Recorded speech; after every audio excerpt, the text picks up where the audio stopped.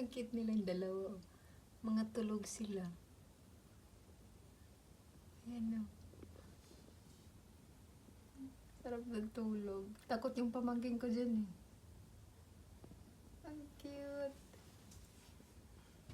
It's a bird. Yeah, sleeping. What is it? It's a bird sleeping. Sabi ng pamangking ko, ano daw yun? Kasi walang mukha, di niya nakikita. Oh. Nilalamig sila kasi yung balahibo nila.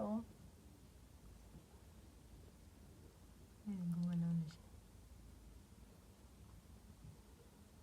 Ang cute.